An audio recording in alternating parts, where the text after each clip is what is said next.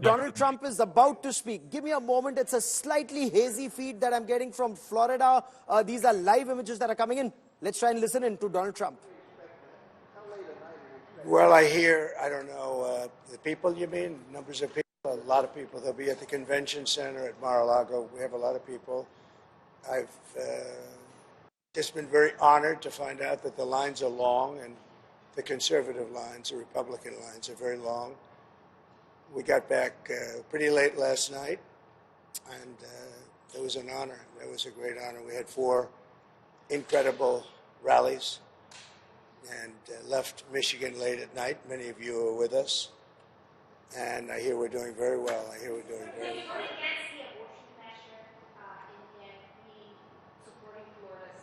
We did a great job in that we brought it back to the states, as you know. I believe in exceptions, as Ronald Reagan did. And we did a great job. We did something that they've wanted to do for 52 years. Yes, please. Mr. President, you talk a lot about if you win, there are going to be tens of millions of Harris supporters who will be upset. What would your plan be to reach out to those people, bring them in? What would your message be? Well, it'll be just that. We want to bring everybody in. We want to be very inclusive, and we will be very inclusive.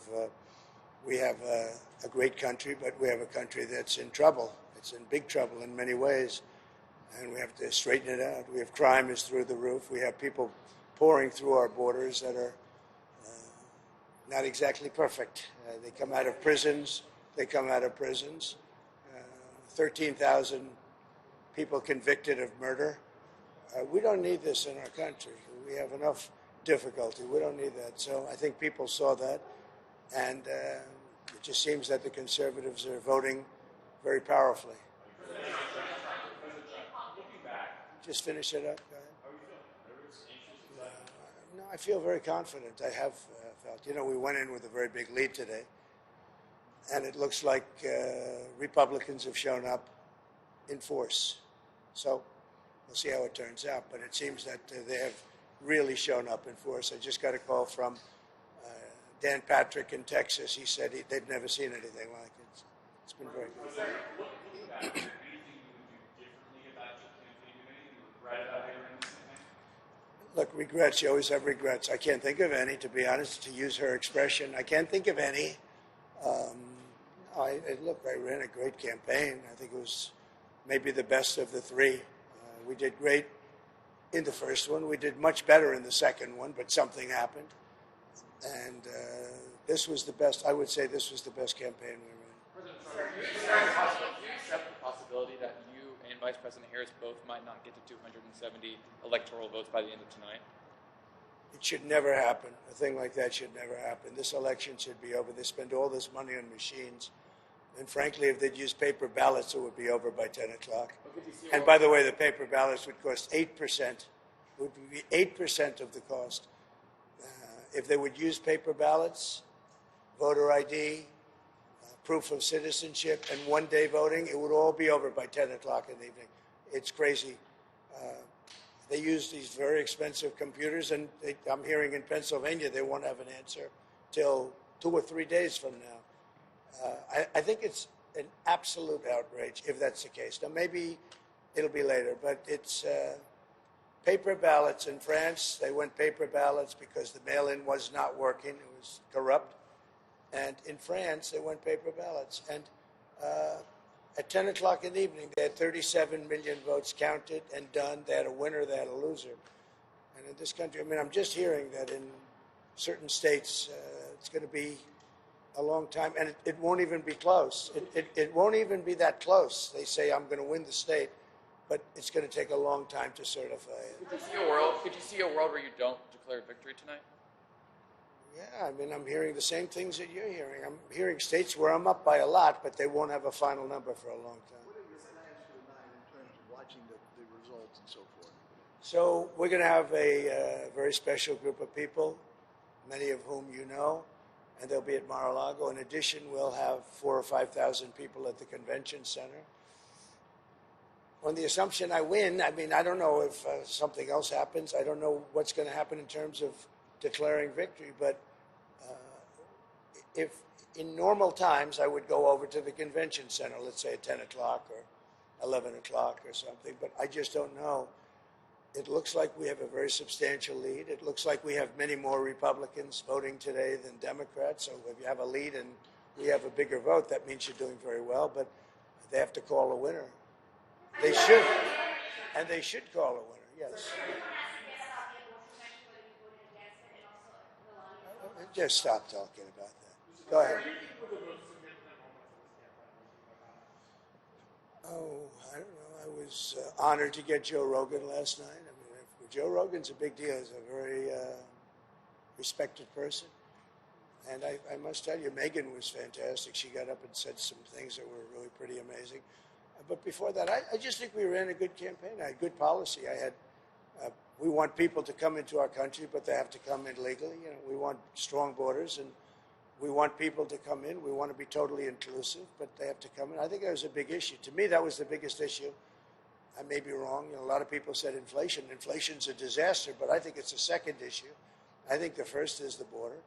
We can't allow criminals to be put back into our country or to be put into our country. So you have 13,000 plus murderers allowed to roam in our country. Not going to be allowed. They have to go. You have drug dealers. You have terrorists. You have a tremendous amount of people that should not be in our country, and we need strong borders in this country. And I think people are voting in. I think it's a number one issue. We'll see how it pans out, but I think it's a number one issue.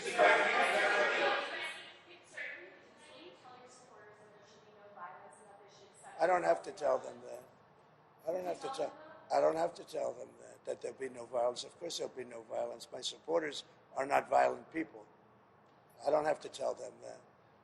And I certainly don't want any violence, but I certainly don't have to tell. These are great people.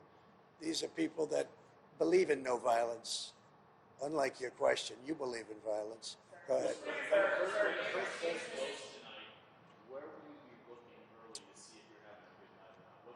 Well, I think I'll be at Mar-a-Lago for the most part. We have a lot of political professionals. I'm going over now with Melania, who I'm very proud of. She's got the #1 bestseller. Can you believe that? He can believe it.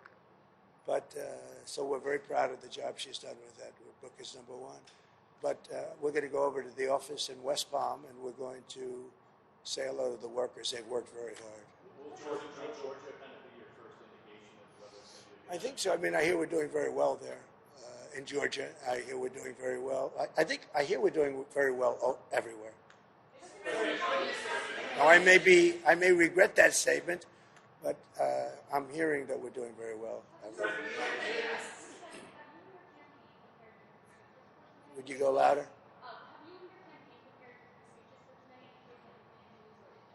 No, I haven't prepared a speech. No, I did speeches last night, all day long, all night long.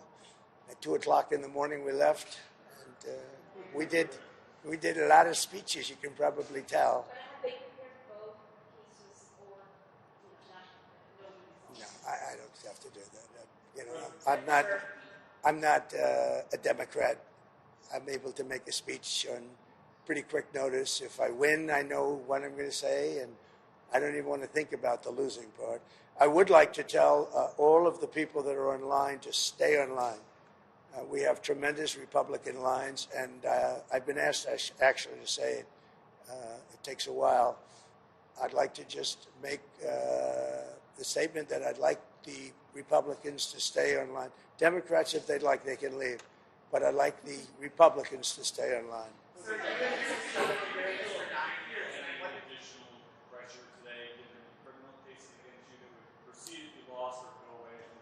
I have no pressure whatsoever. I'm winning big cases. Those cases are all being won. The biggest case was the Florida case, and it's been won. I appreciate your nice question. Sir, you and Mrs. Trump have been doing No this pressure whatsoever. for 9 years. Regardless of what happens tonight, is this your last campaign? Are you done after this? Yeah, I would think so. I would think so. How do you feel about it? Sad and very fulfilled. I think we're going to have a very big victory today. Mrs. Trump, how are you feeling? Very good, thank you. Thank you. If you win, sir, if you win, do you have a plan in place to start naming staff and cabinet We officers? have already a transition team, but I don't like talking about that until I find out how we do. I mean, this sort of events from Iran and sort of assassination attempts sort of shape your thinking on the subject, right? Well, it doesn't. Look, we're not looking to do damage to Iran, but they can't have a nuclear weapon. So, my terms are very easy. They can't have a nuclear weapon. I'd like them to be a very successful country, but they just can't have a nuclear weapon. Does it change the way you live? All the threats Well, I think Secret Service has been a little bit tougher, to put it mildly. I see more machine guns than I've ever seen in my life. We're surrounded by, I feel very confident with Secret Service. I think they've stepped up. Look, for a long time, they didn't give us the help. They didn't give us the assets, as they say, the manpower, woman power. They didn't give it to us. And we'd have rallies. You saw the rallies, 50, 60,000 people. And I'd have less people than Joe Biden, who had 5 people show up. And I'd have 55,000 people show up, and I had fewer people than him. So they should have done a much better job. And frankly, the president should make a very strong statement to the outside world. Because How are you feeling about your team as you head into the last day? I think my team is incredible. Look, they say it's the best run campaign they've seen. Some people said it's the best run campaign they've ever seen. But in order to make that stick, you have to win. How do you feel compared to your past campaigns? Are you more confident now than you were about your team than you were in the last 2 races? My team, I'm very confident in. Many of them are the same players. As you know, Susie, a lot of the people are the same players. They've been very good. Mr. President, Oprah said at Harris's rally last night, quote, if we don't show up tomorrow, it is entirely possible we won't be able to count the ballot again. Well, I think it's ridiculous. Oprah, I was on her last show, or one of her last shows, and they picked the biggest people and all of that, and made a big deal. And I'm disappointed. I think Oprah's become a major divider in our country, and I think, frankly, she should be ashamed of herself. And you know who else should be ashamed? Fox. Because I've seen Oprah on Fox about 50 times making the same statement, and I think it's a disgrace what Fox does, because everyone thinks Fox is so pro-Trump. They're not pro-Trump at all. They've put Oprah on all morning long. That's all I see is Oprah.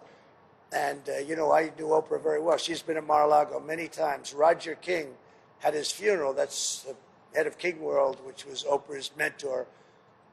And Oprah chose the location. She said, Mar-a-Lago is the most beautiful place. Would it be possible to have Roger's funeral at Mar-a-Lago in the ballroom? We did it. The only time I've ever had a funeral there. And I think Oprah should be ashamed of herself to say that. She should be ashamed. She knows me. She wanted to run with me as the vice president. She was going to be the vice president. She wrote me a letter. It's in the book. And now she goes and makes statements like that. She's a divider. And Barack Hussein Obama is a divider, too. There are people who are concerned that you didn't concede the election in 2020 when you lost. They're concerned that if you lost this election, you wouldn't concede again. What do you say to those people? I think they're crazy. If I lose an election, if it's a fair election, I'd be the first one to acknowledge it. And I think so far, I think it's been fair. I think there's been a lot of court cases. Both sides are lawyered up. Thousands of lawyers are involved, thousands, can you imagine? And part of that is because we have too complicated a process. If we had a piece of paper, watermarked, you know that paper is more sophisticated now than computers. It's watermarked paper. It's unbelievable what happens with it. There's nothing you can do to cheat. And it costs you practically nothing to run. Think of it. We spend hundreds of millions and billions of dollars on these campaigns. You could do it for 8% of the cost and have accuracy, and we wouldn't have to be worried about when is Pennsylvania going to announce. It's really a shame. Last question.